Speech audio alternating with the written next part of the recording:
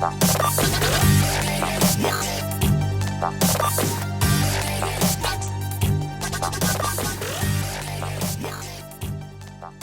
name is Andy. I am a police officer. I'm a practicing heathen. Yay. I've been a heathen for about 30 years. I've been a police officer for about 22 years. I'm a serving inspector in Hertfordshire Constabulary.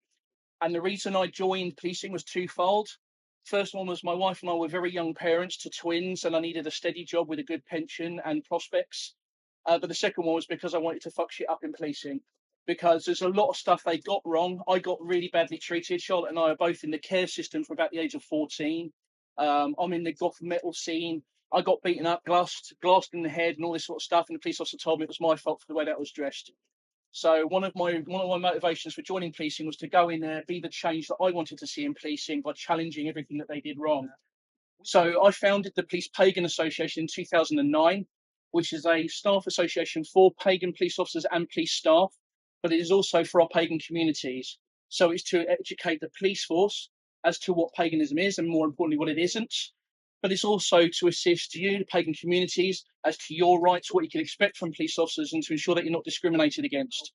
I've also assisted in the setup of the Transgender Police Association, which is now affiliated with the LGBT Police Association, the Neurodiverse Police Association, and I actually also helped just on an advisory capacity, helping up with the Defence Pagan Network, which Dan and other people worked really hard to set up as well. So I'm a vocal champion for a lot of diverse aspects that affect not only myself, my family, my loved ones, and the community. And this is part of that. I have to say it, because of the influx of modern culture with things like Vikings, Last Kingdom, God of War, Ragnarok, and computer games, there are a lot more people who are interested in not only what we look like, but also the signs, the symbols looking like Vikings. So there's lots of these new people coming in on the periphery, engaging with and experimenting with a religion they may not all necessarily fully understand because they're new to it. And these people are reliant on their lack of knowledge, bringing in their tenets, their exclusive radical versions, and promoting those as the genuine tenets of our faith, when nothing could be further from the truth. And they do what they do what the right wing always do, which is they cherry pick what suits them. They for some reason they've picked on the one branch of paganism that was introduced by immigrants. It sort of tells you everything you need to know about them. But they harken back to an Anglo-Saxon time when Britain was a white country for white people. Bullshit. They will ignore the archaeological evidence, the written evidence, everything that we have that shows that we intersected with, interbred with, lived with, and traded with people from all over the world. They will ignore the fact that women held rank of high status. They were more than just women that looked after the home and hearth. They'll do a lot of things, and they will twist a lot of the aspects that we promote as inclusive to their ends. So they will purport their messages of anti-globalization, anti-industrialization, which sounds really attractive to us as pagans, worried about our environment, but they'll be purporting it in a way that means it's exclusive to anyone who doesn't belong in this country. It means that we don't deal with imports or immigrants, anything along those lines. So they take our messages, our tenets, and they twist them to their own values. What the far right have come in and done is they have grabbed hold of that as a means to reiterate traditional gender roles, which is something that's also very central to radicalization and extremism.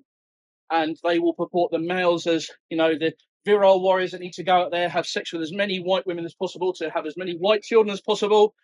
And the women need to stay at home, be guardians of the home and hearth, and raise all those children.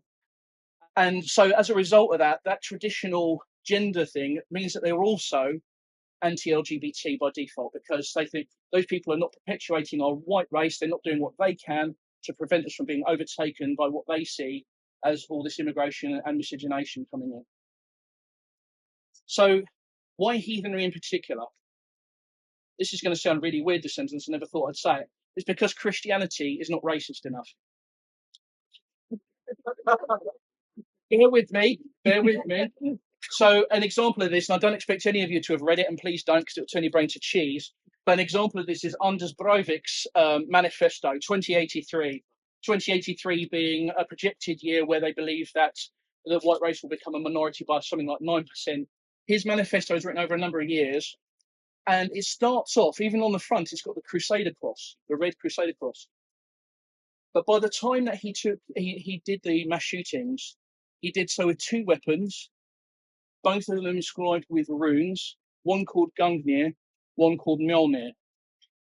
And that was because Christianity has been spread across the world by English colonialism.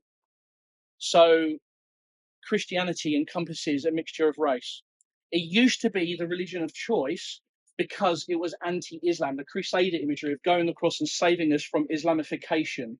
It was a Eurocentric, racist interpretation of Christianity. I should hasten to add, I work with a lot of Christian friends who do not obviously subscribe to any of this.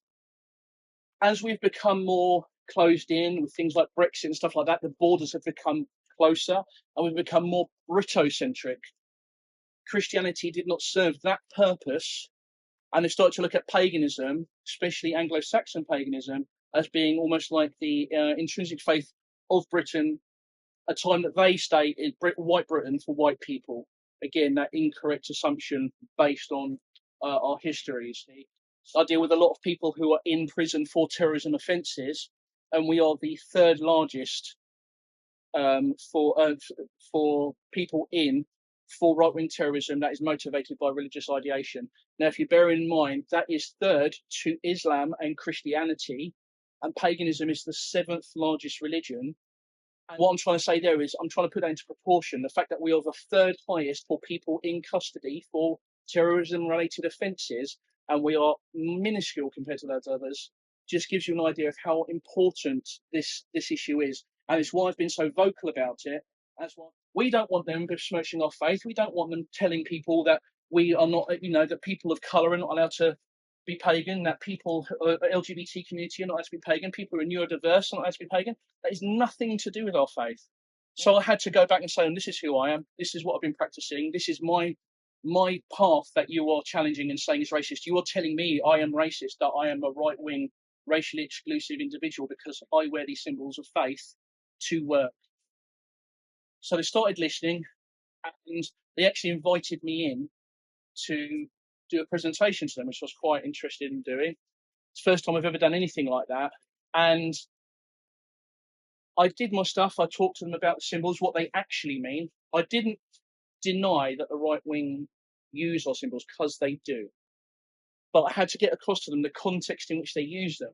Because things like the Armanen runes by Guido von List, obviously brought out during the Weimar period in Germany, they look like our runes, but they have very different meanings. There are some additional ones that he made up because that's the sort of person he was. So there are times when people will be using symbols that look identical to ours, that have different meanings. There'll be times they're using symbols which are the symbols we use, but with very different interpretations. And I said, this is difficult for us in the healing community to deal with. So you, who know nothing about it, I can imagine this is very difficult. So they said, would you be able to help us with providing some sort of guidance and to how to contextualize and tell the difference? I said, well, I'm not going to be infallible myself, but I can certainly help.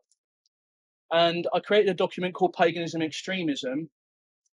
And over a couple of years, that became the Home Office endorsed document for use by all terrorism agencies across the UK and in certain parts of Europe.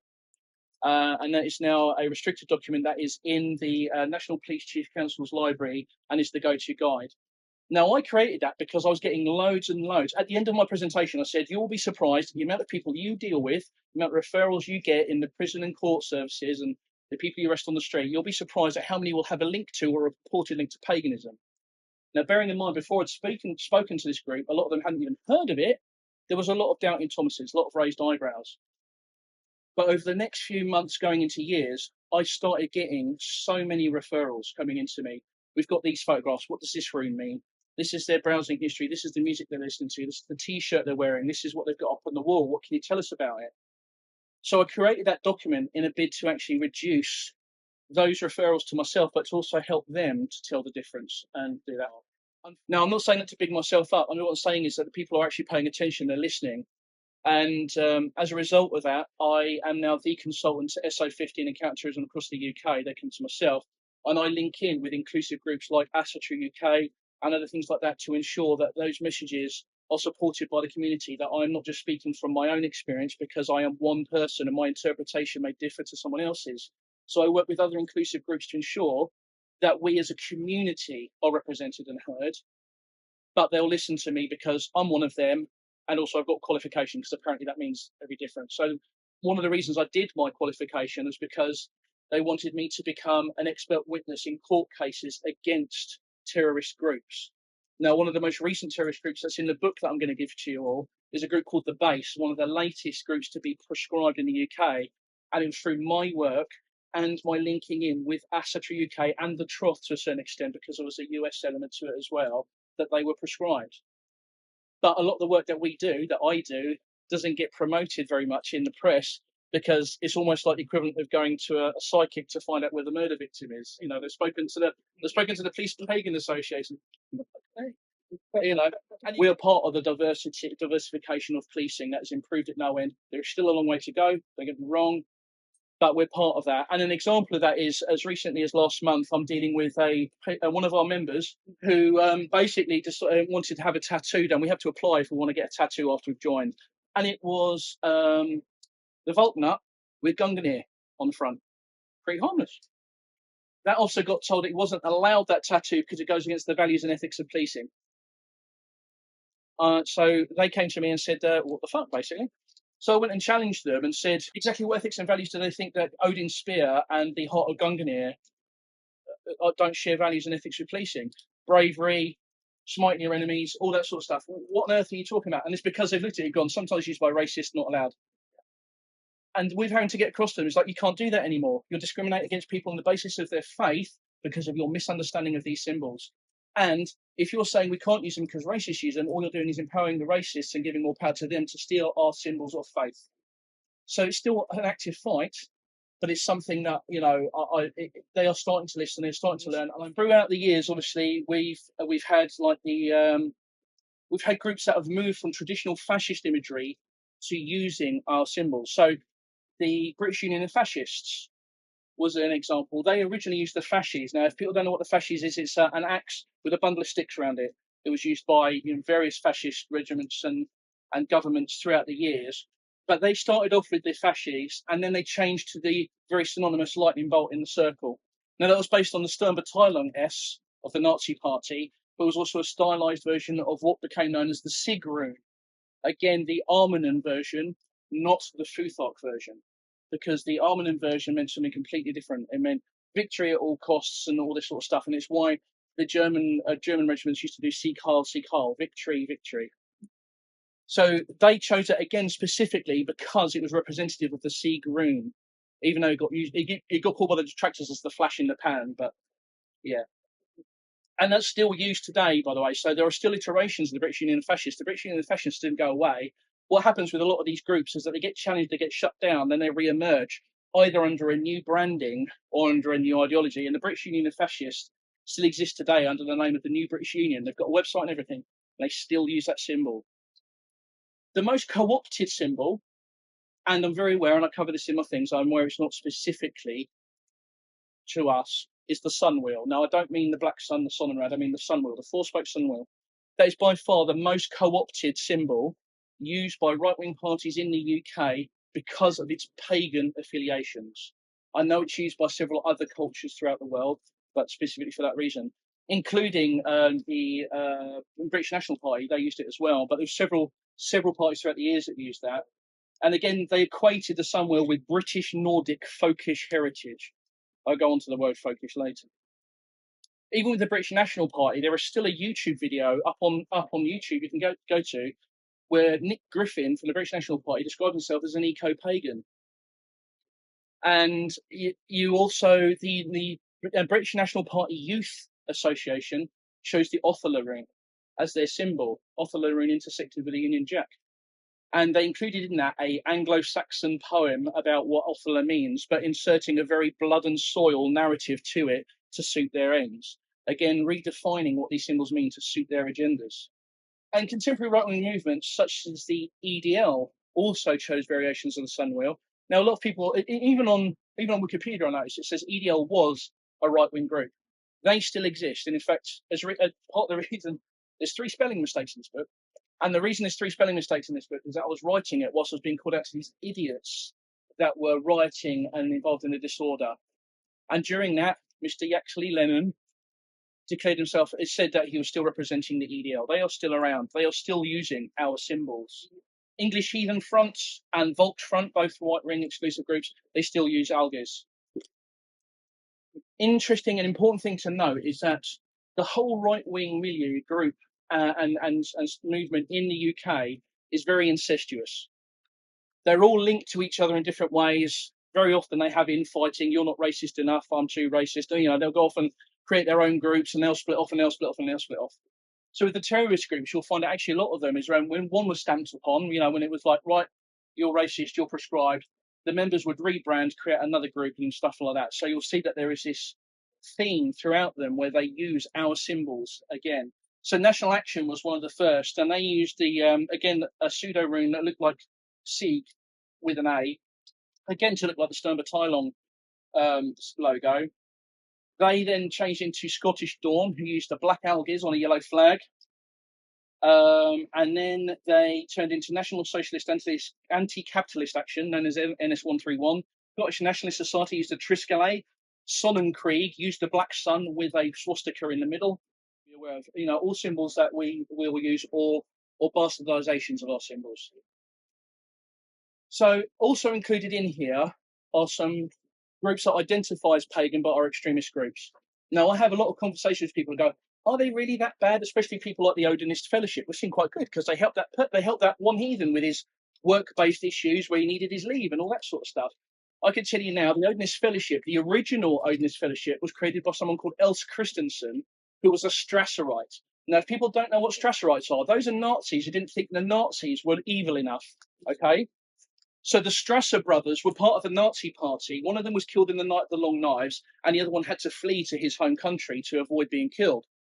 But Else Christensen was a militant Nazi. She even went and joined with the American Nazi Party when she moved over to Canada and America. And she gave permission to Ralph Harrison of the current Odinist Fellowship to create his group in her name. And he's done that quite proudly. And the Odinist Fellowship was founded by someone who came directly from the British Union of Fascists. These all got direct links to right-wing fascist thought. So Odinism, youth, and morality is one of the things. This just shows the sort of the clever ways they insert these things in. So one of the sentences in that is, we find music and film glorifying misogyny, miscegenation, drug abuse, and the wonders of loose living. Now, wonders of loose living aside, because that's always on the cards, isn't it? Drug abuse we don't like, do we? Boo. Misogyny we don't like. Ooh. But right in the middle, miscegenation. For those of you who don't know, I'm not saying anybody doesn't know, but I'm used to talking to police officers. I have to explain stuff, right? So miscegenation is basically a relationship between people of two different races, yeah? Interracial relationships, all right? So that's in there, right in the middle. So you go, oh yeah, I agree with that. What's that word in the middle? Oh, wait a minute. There's another story in there which is called the Grey Squirrel Folk Allegory. And he talks about squirrels and about the red squirrels and how they're indigenous to the UK and they're beautiful creatures, intelligent. They do all these things like harvest fruit and nuts and stuff like that. But then the grey squirrel got introduced, and then it started ravaging things and having lots of sex and loads of babies. And now the grey squirrels are taking over, and the red squirrel population are dying. And I'm not in any way equating that to immigration and the red squirrels being white people and the grey squirrels being other people at all. And he thinks he's being so clever about it, and you're reading it going, come on, Ralph, really? And he goes, I know, I'm just talking about squirrels, I know what he's talking about. Access to contraception for women should be regulated. Homosexuality is a deviant behaviour, a medical dysfunction, and a disease that should be contained. Those are word-for-word quotations. They are anti-divorce, that women should remain in a relationship regardless of whether they're being abused. And this is in the same article. Bear with me. Men have big testicles because they're not intended to be monogamous. So it's very disturbing. So anything by Julius Evola I'll be really wary of. Obviously, you've got Guido von List and his reinterpretation of the runes. You've also got things like here, like the Statuary Folk Assembly. And this is something that I made the Pagan Defence Network aware of when they were first creating. The Statuary Folk Assembly have created an interpretation of the Eddas specific for soldiers and veterans, written from a right-wing perspective, translating some of them to suit their white supremacist agenda. So it looks like they're supporting our veterans, but actually what they're trying to do is radicalise people in positions where they can utilise them. So at the moment, you've got groups like the Asatru Folk Assembly who tried to take Stonehenge unsuccessfully, trying to get into things like policing, like the armed forces, even education, to try and radicalise people in order to either use people who've got skills, combat skills, fighting skills, or have access to vulnerable people. What a lot of people don't realise as well is that, it's all very good that Guido von List created his Armen and Runes, but like with most other right-wing governments of the time, they weren't just fine with this, adopting this new interpretation. They actively sought and prosecuted existing rune masters. So as a result of Guido von List's work, the early iterations of the German government and early iterations of the Nazi Party actually sought out and killed pagans who practiced and were artful in the existing. Lastly, but not least, in relation to this stuff, I have white supremacist music. Now, again, there's a lot of small bands than there are here, but these are the main ones. People like Screwdriver and Zeta Zero Alpha, who are groups that are specifically aligned with White Ring groups. So the first one is Screwdriver is linked directly to Blood and Soil, Blood and Honour, and British National Party and things along those lines. Screwdriver is linked to certain Italian fascist parties and things like that as well. Also in there is some National Socialistic black metal. Now, I'm quite proud to admit that I have a bad taste in music, and I listen to black metal, and it's been one of the really unexpected areas of my expertise with policing is actually helping them out with black metal as well, and separating the National Socialist black metal from the what do I say, normal black metal? Is there such thing as normal black metal? I don't know if there is. But yeah, so help with things like that. And I'm on this great group called the Esoteric Investigation Unit, which deals with all the weird and wonderful stuff, everything from the occult to Satanism to paganism, because obviously in the many years that I've worked in this realm, I've not only had to tell these agencies that it's not paganism, I've had to tell them what it might be. So I'm also an expert in a lot of occultist elements, a lot of esoteric elements, and satanic stuff, because when I left home at the age of 14 and I went to rebel, I started looking at loads of religions, and because I already had a bad taste in music, I started looking at Satanism because I thought it'd be cool. But because I'm a nerd, I actually became really interested in all religions, and that's how I found paganism. Long story short. So there's a couple of bands in there, including black metal and other groups as well, but specifically ones that use, again, our symbology and stuff that might be worth looking out for, that have a negative message. Now, the last pages on there are sources of support.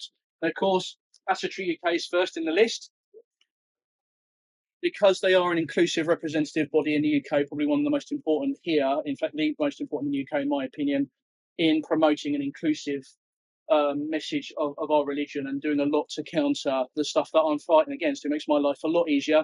It's an honour to work with them, and that's why they're there.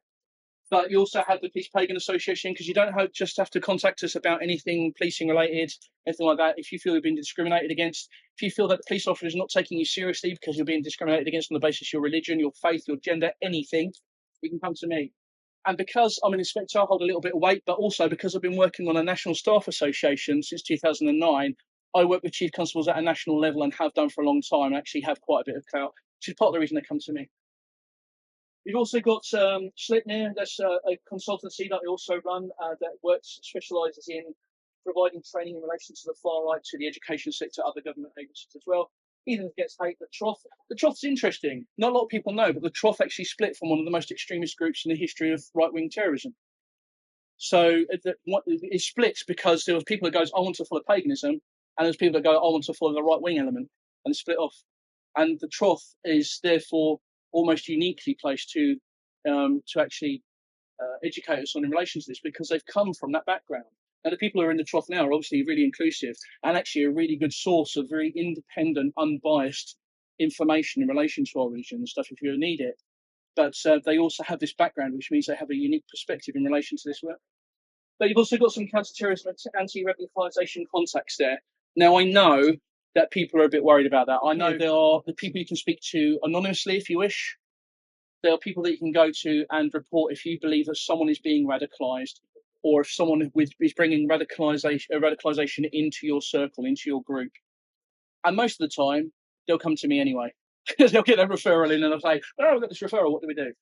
So honestly, you put those referrals in and they speak to us. And the work that I do will not have any success without your input, because you are the people who are interacting with these people who are coming in and trying to radicalise people. Now, like I said, the Odinist Fellowship got this small church in the middle of nowhere, haven't they? That is probably the biggest hotbed for radicalisation into right-wing paganism in the UK at the moment. Facts. Now, those people are purposely going out to moots, going out to local groups to insidiously insert their radical and right-wing interpretation of our beliefs into your moots and your groups. Now, I'm not saying this to scare you, because most of you, got your head screwed on, will be able to spot a Nazi a mile away. Yeah? But if you're ever in any doubt, this book will give you a little bit more confidence to identify those markers for extremism. Okay? And it'll give you a little bit more confidence to contact these contacts at the end and help us get rid of these people. Because nobody wants to get rid of these people more than us, do we? We want these fuckers out of our religion, don't we? We want to enjoy an inclusive, representative religion that is true to the tenets that we read in the Eddas, the Havamal, and all these other scriptures. The tenets that are perpetrated in these sort of gatherings, whether it be the storytelling, whether it be the games, or whether it be the discussions we're having here. Okay. So the reason I'm giving this out is to help you, but I urge you to help us. Even if you don't trust anybody else in the government or policing, please feel free to contact me. Now, if you want a digital copy of the book that I'm handing out today, if you want a digital copy of the book I handed out last year, please do get in contact with me. If you want to ask any questions, I will never, ever be offended. I've had loads of questions from police officers who don't think pagans can be police officers. I've had questions from pagans who don't believe that police officers can be pagans. I've dealt with all of those. I used to get asked in the early days whether paganism was all dancing and nakedness and sex. And I said, well, if it was, there'd be a lot more of us.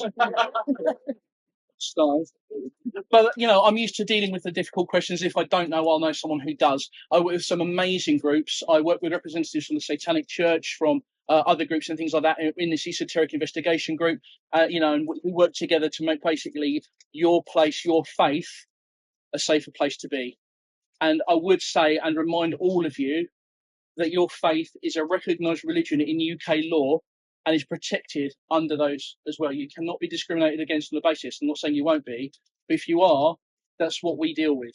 Okay, and if you feel, if you report something and the police aren't taking it seriously enough, that's what I deal with. So come to me with those, because I'm very aware there are issues and there are people not taken seriously. The other thing is as well, there is a pagan oath. Yeah, if you go to courts and you want to give evidence, you can ask for the pagan oath. Okay, it's existed since 2009, and I know because I introduced it. It's an equal treatment bench book that the judiciary all have. Now, the issue is it's not very often used. So not all courts are aware that they have it. But the onus is on you if you ever go to court, whether it be as a defendant, as a witness, whatever. When you get there, say, I'm a pagan, I want the pagan oath. As soon as you say that, they have a legal obligation to provide you with a copy of it. Okay? It does exist. They have a legal duty to give it to you. If for whatever reason they don't, come to me and I can kick their butt, because I've got an email from the senior director of His Majesty's Court and Tribunal Services that says, sort your life out, give these people the pagan oath. Okay? So not a lot of people are aware that it exists. I'm just using this as an opportunity to give you an example of some of the other stuff that we do so that you can have some security in the faith that we all follow, and also can help me in the fight getting these knobheads out of our faith. And Charlie told me she spoke to someone who suggested that I might come up with an interesting title for my speech, which is, was it preventing small shitheads from ruining our faith? So if I asked to talk again, I'm going to retitle it something a bit more juicier like that, and see how that goes. But thank you for listening to me, because I could talk about this all day. If you want to speak to me afterwards, please come and speak to me. I love talking to people about it. I love answering questions. There are freebies here. Come and get a book so that you can help with your kindred, your troth, your moot. And I just want to thank everybody here for listening to me. And I appreciate your time. Like I said, feel free to speak to me.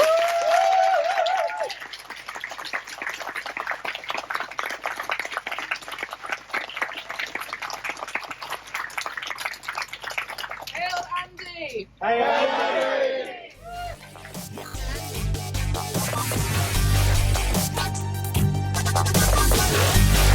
Yeah.